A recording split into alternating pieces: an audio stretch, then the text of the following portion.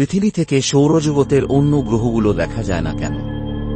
বিস্ময়কর বৈজ্ঞানিক ব্যাখ্যা। হ্যালো সবাই, আজকের ভিডিওতে আমরা একটি মজার প্রশ্ন নিয়ে আলোচনা করব, পৃথিবী থেকে সৌরজগতের অন্য গ্রহগুলো দেখা যায় না কেন? আমরা রাতের আকাশে চাঁদ, সূর্য এবং কিছু গ্রহ যেমন শুক্র, মঙ্গল, বৃহস্পতি দেখতে পাই, কিন্তু সৌরজগতের বাকি গ্রহগুলো যেমন শনি, ইউরেনাস, নেপচুন বা বুধ আমরা খালি চোখে দেখতে পাই না কেন?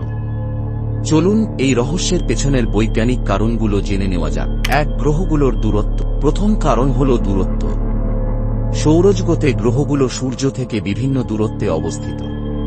পৃথিবীর সবচেয়ে কাছের গ্রহগুলো যেমন শুক্র এবং মঙ্গল আমরা সহজেই দেখতে পাই, কিন্তু শনি, ইউরেনাস বা নেপচুন পৃথিবী থেকে অনেক দূরে।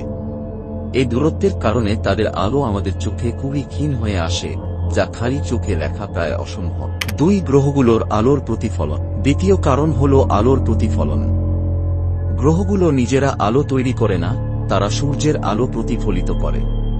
শুক্র এবং বৃহস্পতির মতো গ্রহগুলো সূর্যের আলো বেশি প্রতিফলিত করে, তাই তারা উজ্জ্বল দেখায়।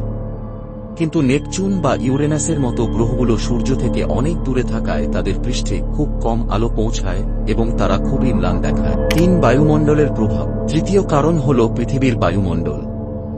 আমাদের বায়ুমণ্ডলে ধুলো, মেঘ এবং আলোর দূষণ থাকায় দূরের গ্রহগুলো দেখতে আরো কঠিন হয়ে পড়ে। শহর এলাকায় তো আলোর দূষণ এত বেশি যে সেখানে শুক্র বা মঙ্গল ছাড়া অন্য গ্রহ দেখা প্রায় অসম্ভব। টেলিস্কোপের প্রয়োজন। খালি চোখে না দেখা গেলেও আমরা টেলিস্কোপের সাহায্যে সৌরজগতের সব গ্রহই দেখতে পারি। শনির বলয়, বৃহস্পতির চাঁদ বা নেপচুনের নীল রং টেলিস্কোপের মাধ্যমেই দেখা সম্ভব।